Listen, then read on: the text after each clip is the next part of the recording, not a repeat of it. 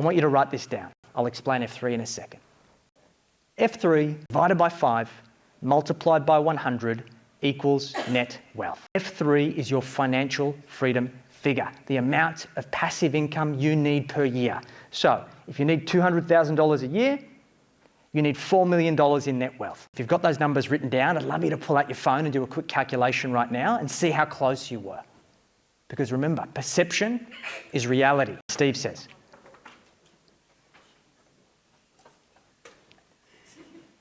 A couple of laughs, and that's okay. Similar to what Mike McCallowitz says in Profit First, this is the come to Jesus moment sometimes.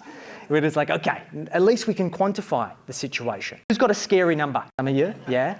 And who feels that number's pretty reasonable? Seems fair. Okay, bit of a mixed bag. So, there are a series of levers that you can pull that get you from where you are to this number. 5 levers. I need to give them to you fast because I'm running out of time. The first lever is your current situation, which the reality is you cannot change right now. It is what it is. And it doesn't matter where you're starting from. You could be from zero. We've had clients come to us in negative net wealth. Yes, negative net wealth. And they've still been able to go on to create a plan to get to financial freedom. But we need to know your current situation. 2, surplus. It is not the money that you make that matters. It's what you keep that counts. Surplus creates wealth. You need surplus. You need profit.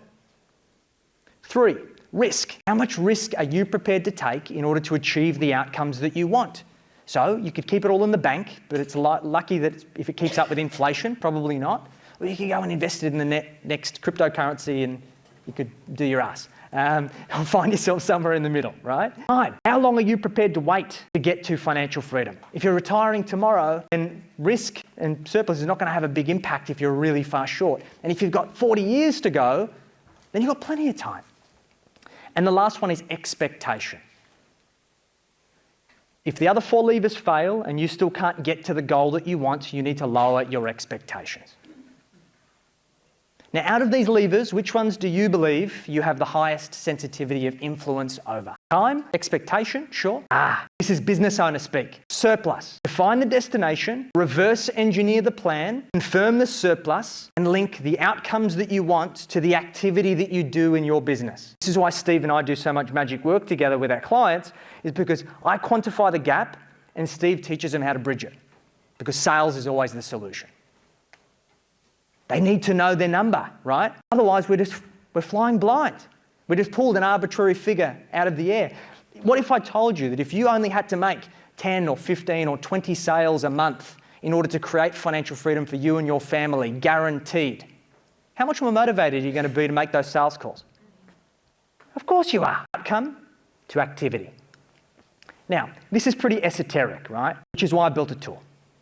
We have a tool that we call the Financial Freedom Calculator that's ultimately going to allow you to put in your numbers, your current situation, to confirm your surplus, and it will provide you with a likely outcome and a series of different scenarios based on you pulling all of these levers. Pretty cool, right?